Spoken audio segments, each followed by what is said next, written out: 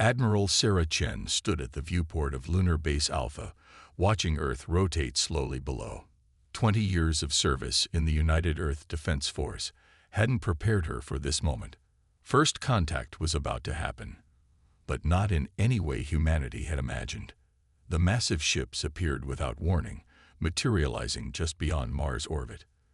Their crystalline structures seemed to absorb and reflect sunlight simultaneously, creating aurora-like patterns across their hulls.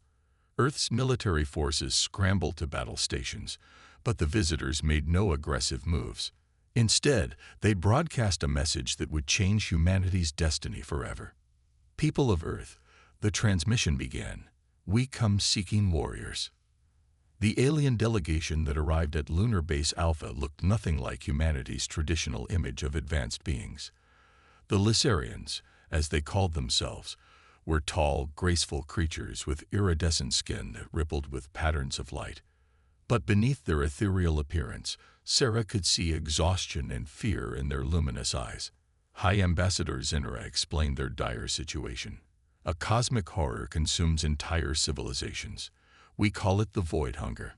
It devours not just matter, but the very essence of space-time itself. Our weapons pass through it harmlessly. Our shields mean nothing. We've lost 37 species already. Sarah's tactical mind was already analyzing the situation. Why come to us? We're centuries behind your technology. Zinra's skin pulsed with patterns that their translators indicated meant respect tinged with fear. Because you are what the galaxy calls Deathworlders. Your planet's gravity would crush most species. Your weather patterns would tear them apart. Your predators. The alien shuddered. You evolved on a world that should have killed you. Instead, it made you strong. Footage played showing the void hunger in action. Sarah watched as entire solar systems simply ceased to exist, leaving behind nothing but absolute darkness. The scale of destruction was beyond anything humanity had ever faced. Our civilizations evolved toward peace, Zinra continued. We forgot how to fight. But your species, the alien skin rippled with new patterns. You turned warfare into an art form. You find solutions where we see only death. You keep fighting when logic says surrender. The next day, Sarah stood before the United Earth Council, presenting the Lysarians' offer. In exchange for humanity's help, Earth would receive access to technology centuries beyond their current level. FTL travel, energy shields, medical advances that could end most diseases. They're asking us to fight something that eats solar systems, Councilor Rodriguez pointed out. How can we possibly win? Sarah's response was pure human determination. The same way humanity has always won against superior forces. We adapt. We innovate. We find ways to win that no one else would think of. These aliens have forgotten how to be warriors. We haven't. The vote was unanimous. Within hours, humanity began its transformation from a planetary civilization to a galactic defense force. The Lysarians were stunned by the speed of Earth's mobilization. Factories retooled overnight to begin producing weapons that combined human ingenuity with alien technology. Military training facilities opened their doors to alien observers who watched in amazement as humans pushed themselves beyond what the Lysarians thought possible. Sarah oversaw the integration of Earth's first space combat fleet.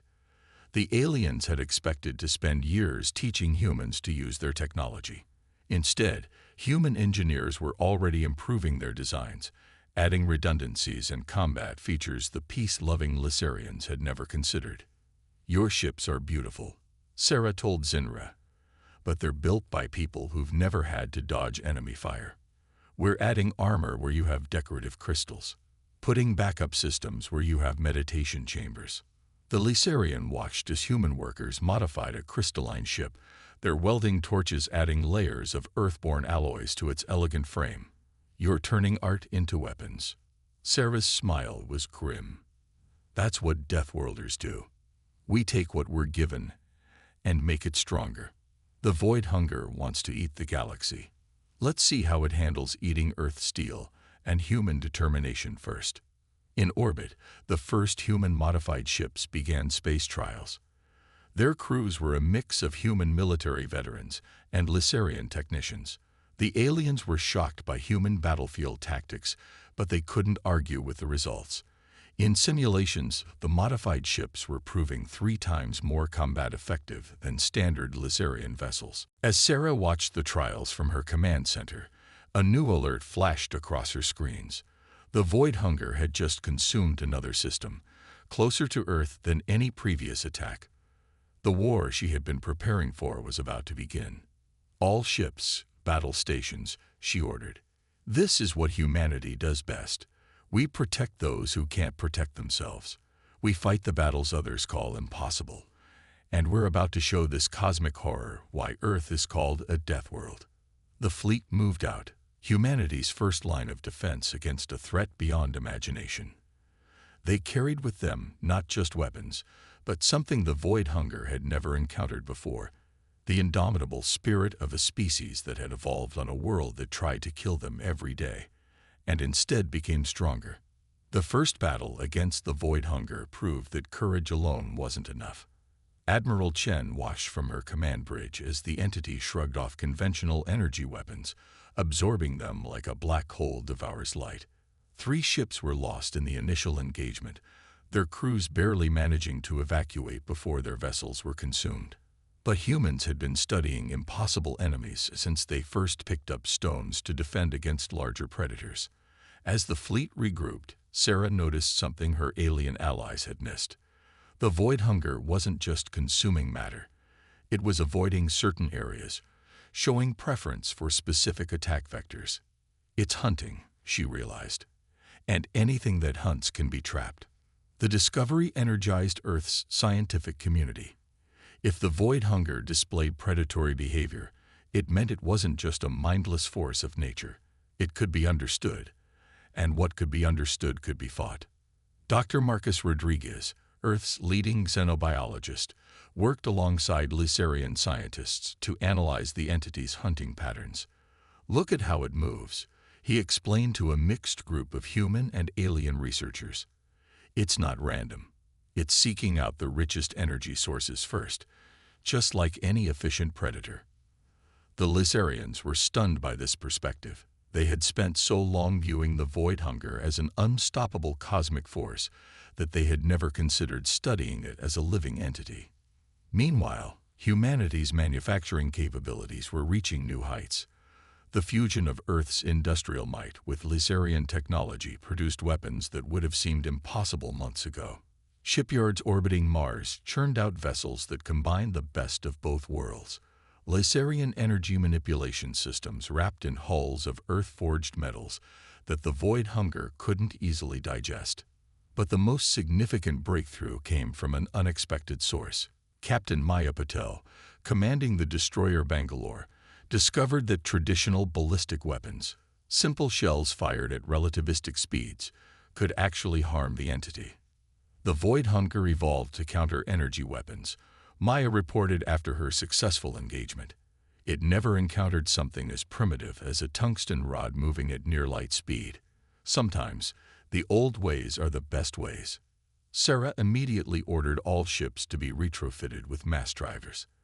The Lysarians were baffled by the concept of using physical projectiles in space combat, but they couldn't argue with the results. For the first time, the Void Hunger was taking damage. Training centers on Earth worked around the clock to prepare more crews. The Lysarians watched in amazement as humans pushed themselves to their physical and mental limits, running combat drills until they could operate their ships with instinctive precision. "Your people train until they bleed," Zinra observed, watching a crew run their 15th simulation of the day. "Because bleeding in training means living in combat," Sarah replied.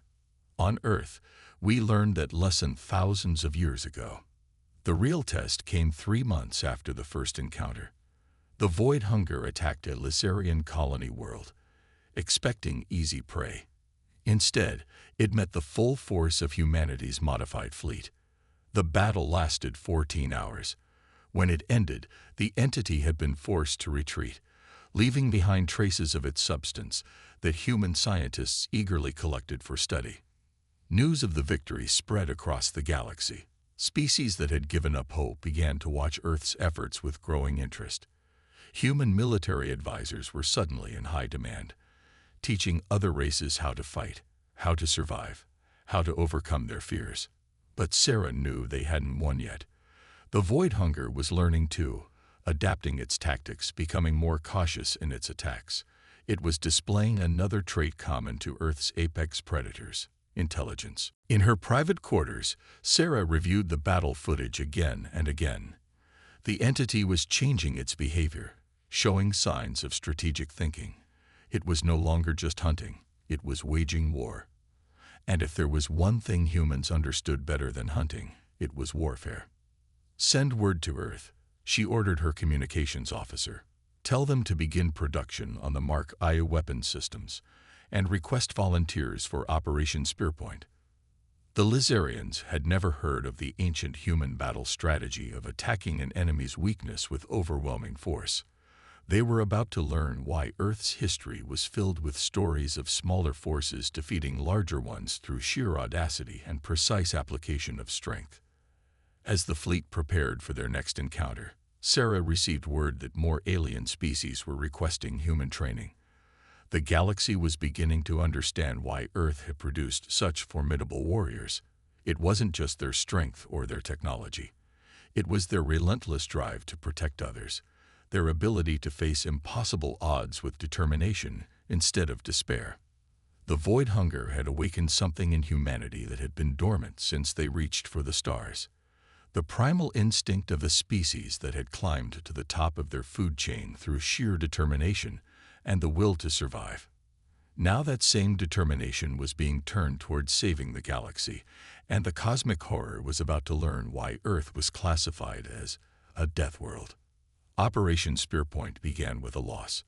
The Void Hunger had anticipated the human fleet's attack pattern, consuming 3 ships before they could even fire their mass drivers. Admiral Chen watched from her command bridge as escape pods scattered across space, her jaw clenched tight.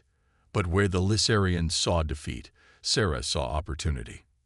"It predicted our strategy," she transmitted to the fleet. "That means it thinks like we do, and if it thinks like we do, we can outthink it." The revelation changed everything. Humanity had been fighting the Void Hunger like an alien threat, when they should have been fighting it like an Earth predator. Dr. Rodriguez's research team made the connection first, comparing the entity's behavior to that of Earth's ancient apex predators. "Look at how it hunts," he explained during an emergency council meeting. "It's not just consuming energy. It's establishing territory, creating hunting grounds. Just like tigers or wolves on Earth, it's developing patterns. And patterns can be disrupted." The cost of this knowledge was high. The memorial wall at Earth's Space Command headquarters grew longer each day, filled with names of those who died buying time for humanity to understand their enemy. But each sacrifice brought new insights, new strategies, new ways to fight back. Captain Maya Patel led a desperate mission into the heart of Void Hunger territory, deliberately allowing her ship to be caught so she could gather close-range sensor data. The Bangalore's crew survived by executing an emergency warp jump that nearly tore their ship apart, but the data they brought back was invaluable. "It's not just eating systems," Maya reported from her hospital bed, her body still recovering from the extreme forces of the escape. "It's building something. Those dark spaces it leaves behind, they're not empty, they're changing." The Lizarians were horrified by the human willingness to risk death for information. But they couldn't deny the results. Every sacrifice, every desperate gambit, brought them closer to understanding their enemy. Earth's scientists worked around the clock, combining their analysis of predator behavior with the Lizarians' advanced technology. Then came the breakthrough that would change the course of the war. Dr. Elena Santos, a quantum physicist working with Void Hunger samples, discovered something unprecedented. The entity wasn't just consuming space-time. It was converting it into something else, creating a parallel realm that operated under different physical laws. "It's not destroying systems," Elena explained to a stunned audience of human and alien scientists. "It's transforming them. And if we can understand the transformation process, we might be able to reverse it." The discovery galvanized the war effort. Earth's factories began producing new devices that could detect the subtle quantum signatures of transformed space. The Lysarians contributed their understanding of dimensional physics, while human engineers worked to weaponize the knowledge. But the Void Hunger was evolving too. It began targeting research facilities specifically, as if it understood the threat that human knowledge posed. A particularly devastating attack on the Mars science colony claimed the lives of 12 top researchers, including Dr. Rodriguez. Sarah attended the memorial service, watching as humans and aliens alike paid tribute to the fallen. The Lysarians had adopted the human custom of honoring their dead, understanding at last that acknowledging loss made their resolve stronger, not weaker. "Your people continue to fight even when they know they might die," Zinra observed after the ceremony. "We still don't understand how you can do this." Sarah's response was simple, "Because we understand that some things are worth dying for. And saving entire civilizations. That's worth any price." The next phase of the war would prove her words true. Earth scientists had developed a theoretical weapon that could potentially reverse the Void Hunger's transformation process, but testing it would require getting dangerously close to the entity. The mission would be virtually suicidal. When Sarah called for volunteers, she expected hesitation. Instead, she received so many applications that they had to create a selection process. Humans from every nation, every background, stepped forward to risk their lives. The weapon itself was a testament to the fusion of human and alien thinking. It combined Lysarian quantum manipulation technology with human combat engineering, housed in a delivery system that looked more like an ancient Earth torpedo than a piece of advanced alien tech. As the prototype neared completion, Sarah received disturbing news.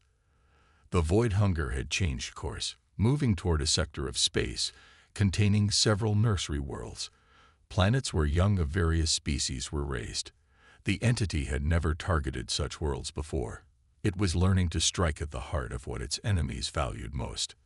"All ships, prepare for emergency deployment," Sarah ordered, her voice steady despite the fury in her heart. The Void Hunger had made a crucial mistake. It had threatened children, and there was nothing in the galaxy more dangerous than humans protecting the young.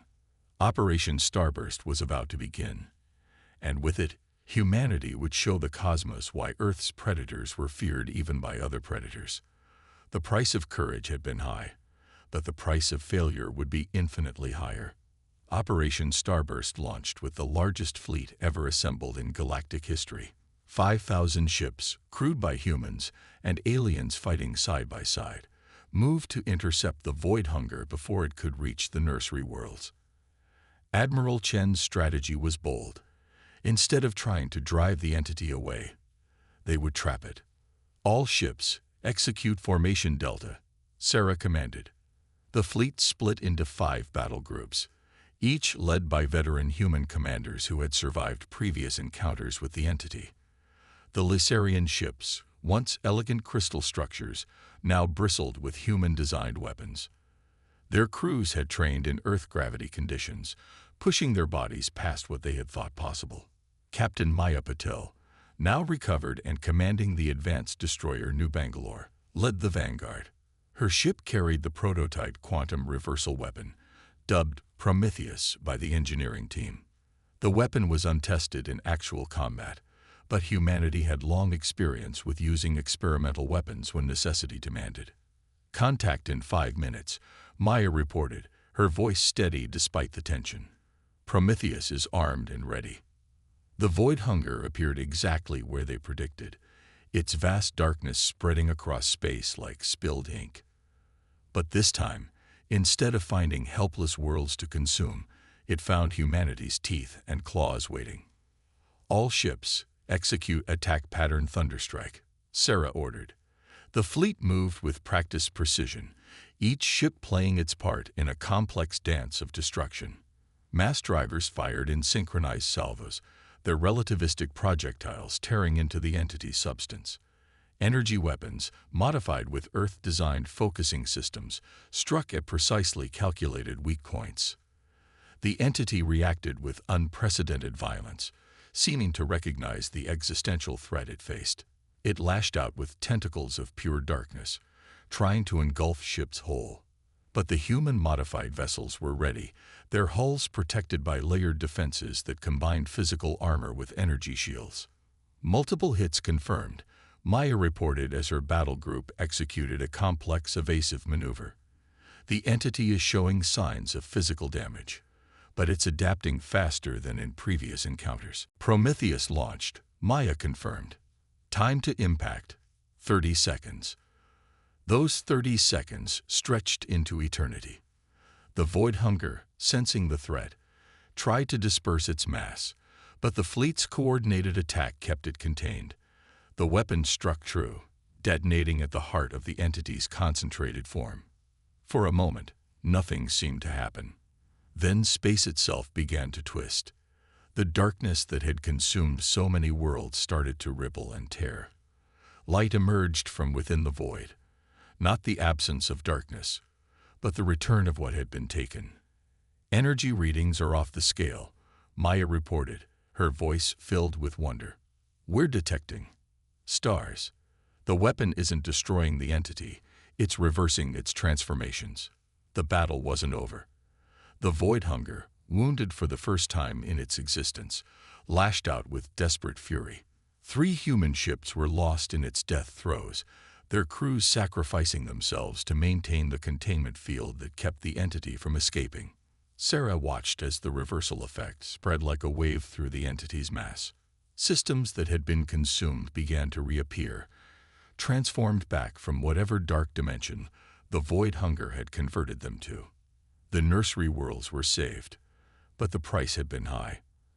As rescue ships moved to collect survivors and repair crews rushed to damaged vessels, Sarah received a message that brought tears to her eyes.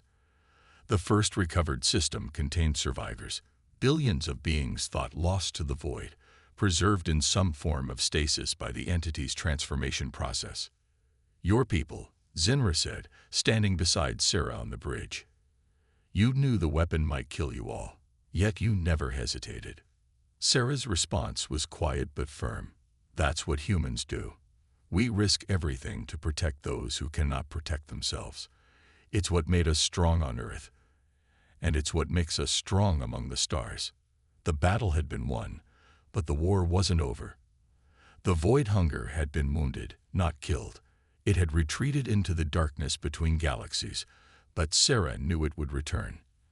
And when it did, humanity would be ready. They had proven that even a cosmic horror could be fought, could be hurt, could be driven back. As the fleet regrouped, preparing for the inevitable next encounter, Sarah sent a message to Earth. Operation Starburst successful. Request immediate production of additional Prometheus weapons. The enemy can be beaten. Humanity stands ready. 10 years after Operation Starburst, Admiral Sarah Chen stood in the Great Hall of the Galactic Council, watching as representatives from 100 species debated the latest defense proposals. The chamber, once a place of purely peaceful discourse, now housed a mix of diplomats and warriors. The change was evident in more than just the occupants. Weapon designs shared walled space with artistic masterpieces, and tactical displays flickered beside environmental protocols. The Void Hunger had not been destroyed, but it had been changed. Each encounter with the Prometheus weapons had reduced its mass, forcing it to retreat further into intergalactic space. More importantly, each system it had consumed was gradually being restored, bringing back trillions of beings thought lost forever. But the entity's greatest impact had been on galactic society itself. The species that humans had taught to fight were no longer the same gentle, peace-loving beings they had been. They had discovered their own inner strength, awakening ancient survival instincts that millennia of comfortable existence had buried. The latest patrol reports are in. Captain Maya Patel, now Fleet Commander Patel, announced to the Council. Her uniform bore the scars of countless battles, each one a testament to humanity's unwavering determination. The entity has been detected in the Andromeda approach, but its mass is less than 10% of its original size. The council chamber erupted in discussion.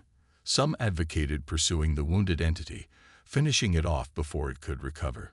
Others argued for strengthening defensive positions, preparing for its eventual return. It was a debate that would have been unthinkable in the old council. The very concept of military strategy had been foreign to them. Sarah watched with pride as a young Blissarian commander presented a tactical analysis that could have come from any human military academy. The aliens had learned more than just how to fight. They had learned how to think like warriors while maintaining their peaceful hearts. Dr. Elena Santos, now leading the Galactic Science Division, took the podium next. Her team had made remarkable discoveries studying the recovered systems.